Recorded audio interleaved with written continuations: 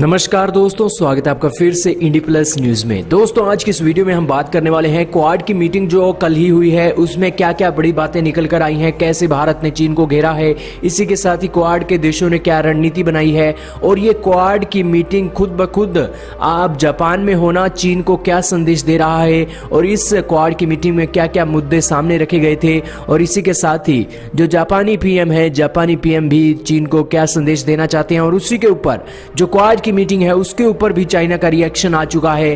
क्या है रिएक्शन, करेंगे इसके बारे में डिटेल से चर्चा। चैनल पर नए हैं तो जल्दी से चैनल को सब्सक्राइब कर दे, बेल आइकन दबा दे, इसी के साथ दोस्तों से वीडियो को जरूर शेयर करें। जी हाँ दोस्तों, अब बात करते हैं आखिरकार इस मीटिंग में क्या निकला है। दोस्तों क्वाड की मीटिंग हुई है। सबसे पहले तो क्वाड की मीटिंग इस कोविड-19 के पैंडेमिक में एक बिल्कुल फेस टू फेस होना ये बहुत बड़ी बात है, क्योंकि आज जो मीटिंगों का दौर है वर्चुअल मीटिंगें हो रही हैं, स्क्रीन पर बैठकर मीटिंग हो रही हैं और उन मीटिंगों में कोई एक गर्मजोशी और जिंदादिली दिखाई नहीं देती है। लेकिन ये क्वाड की मीटिंग पहली ऐसी मीटिंग है जिसमें जिंदादिली दिखाई दी है और जो लीडर हैं एक दूसरे से मिले हैं और अपनी बात भी आज उन्होंने रखी है। दोस्तों तीन बड़े कारण हैं जिन कारणों से ये मीटिंग बहुत बड़ी है, क्योंकि पेंडेमिक के काल में ये मीटिंग हो रही है और इसी के साथ ही दूसरा सबसे बड़ा कारण यहाँ पर यह है कि जापान के नए पीएम योशिहिदे सुगा के यहाँ पर पीएम बनने के बाद ये मीटिंग जो जापान में रखी गई है, इससे चाइना को सख्त संदेश गया है। सख्त संदेश कैसे गया है? दरअसल दोस्तों ये क्वाड की मीटिंग जो अब हो रही है ना, इसी के साथ ही नवंबर या फिर दिसंबर में जापान के जो चाइना के जो राष्ट्रपति हैं शी जिनपिंग, वो जापान के दौरे पर जाने वाले थे। लेकिन जैसे ही जापान के नए पीएम चुने जाते हैं वैसे ही शी जिनपिंग का दौरा जापान में कैंसिल कर दिया जाता है। यह साफ संदेश है कि चीन की किसी भी मनमानी को स्वीकार नहीं किया जाएगा और सबसे बड़ी बेइज्जती है कि चीनी राष्ट्रपति का दौरा जापान के लिए कैंसिल हो जाता है। तो दोस्तों तीसरी सबसे बड़ी बात है डोनाल्ड ट्रंप का बीमार पड़ना। दोस्तों आप जानते हैं डोनाल्ड ट्रंप बीमार हो गए हैं, लेकिन फिर भी जो माइक पोम्पियो हैं उन्होंने सियोल और उसी के साथ ही उलानाबातर नाम के देशों की जो विजिट है उस विजिट को कैंसिल कर दिया था। लेकिन ऐसा लग रहा था कि वो एक क्वाड की मीटिंग को भी बायकॉट करेंगे, लेकिन डोनाल्ड ट्रंप की इलनेस भी इस मीटिंग में बायकॉट करने की नहीं हुई और वो खुद ब खुद उन देशों का दौरा कैंसिल करके जापान पहुंचे और इस क्वाड की मीटिंग में उन्होंने हिस्सा लिया। ये साफ दिखाता है कि भले ही अमेरिका आज मुश्किल में है, लेकिन फिर भी चाइना को घेरने के मामले में आज अमेरिकी विदेश मंत्री किसी भी सूरत में पीछे नहीं रहने वाले हैं।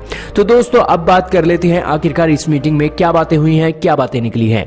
दोस्तों चारों ही देशों ने चाइना के मुद्दे पर घेरा है। हालांकि अकेले चाइना के मुद्दे पर नहीं घेरा है, ईस्ट चाइना सी के साथ साथ नॉर्थ कोरिया के मामले में भी जो बातचीतें हो चुकी हैं।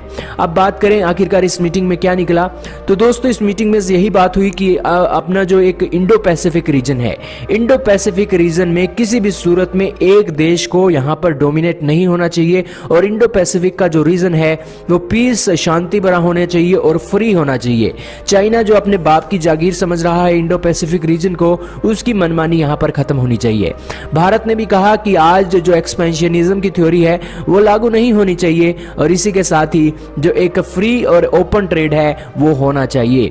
आप कहेंगे कि आखिरकार इस मीटिंग में और क्या बड़ी बातें निकली, तो और यही बातें निकली कि इस मीटिंग में जो एक फैसले इकट्ठा होकर लिए जाएंगे ट्रेड के मामले में भी और इसी के साथ कोविड-19 से लड़ने के मामले में भी। दोस्तों भारत ने अपना पक्ष रखा था कि यहां पर जो एक कोविड-19 के संक्रमण के कारण आज एक युद्ध का खतरा नहीं बना है, बल्कि आज इकोनॉमियों का भी खतरा बन चुका है। दुनिया के सबसे बड़े देशों और बहुत ही एक हाई प्रोफाइल देशों में आज कोविड-19 ने अपने पैर पसा लिए हैं और ये आज चाइना की वजह से ही है जो आज इस तरह की कंडीशन बनी है और ये बहुत ज्यादा वॉर्स होता जा रहा है दिन प्रतिदिन, क्योंकि केस घटने का नाम ही नहीं ले रही हैं। और दोस्तों सभी चार देशों का कहना था कि यहाँ पर चाइना ने सभी देशों की इकोनॉमी पर चोट पहुंचाई है और ये चोट पहुंचाना चाइना के बायकॉट करने के लिए हमें आगे बढ़ना चाहिए।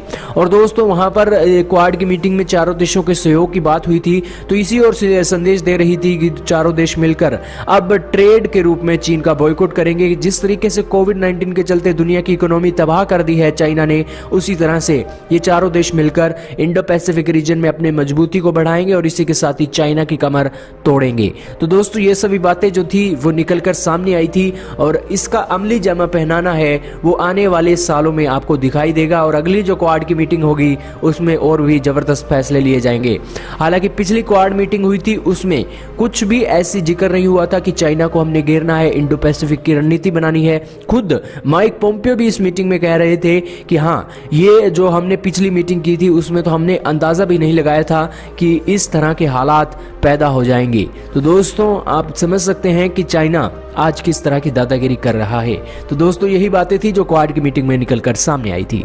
वहीं दोस्तों चाइना का रिएक्शन भी इसमें आ गया था। चाइना का रिएक्शन इसमें यह आया था कि चाइना के जो एक फॉरेन मिनिस्ट्री के स्पोक्स पर्सन है वैंग वेनबिन, उन्होंने कहा था कि किसी भी सूरत में एक पीस और शांति के लिए बातचीत को ही आगे बढ़ाना चाहिए, ना कि किसी तरह के ग्रुप को इस तरह से बनाना चाहिए और इस तरह की मीटिंग करनी चाहिए। यानी कि चाइना आज डर रहा है कि क्वाड की मीटिंग हो रही है और ये क्वाड की मीटिंग हालांकि कल पूरी हो चुकी है। अब भारत के विदेश मंत्री यहाँ पर ऑस्ट्रेलिया की विदेश मंत्री से मिल रहे हैं, मारीपायनी से, और इसी के साथ ही जो एक जापान के फॉरेन मिनिस्टर हैं उनके भी बर्थडे के लिए यहां पर सेलिब्रेट किया गया था और क्वाड केक भी यहां पर खूब खाया गया था। और चारों ही देशों के बीच में जो सहयोग है वो यही दिखाता है कि चारों देश आज बिल्कुल एक हैं चीन के खिलाफ।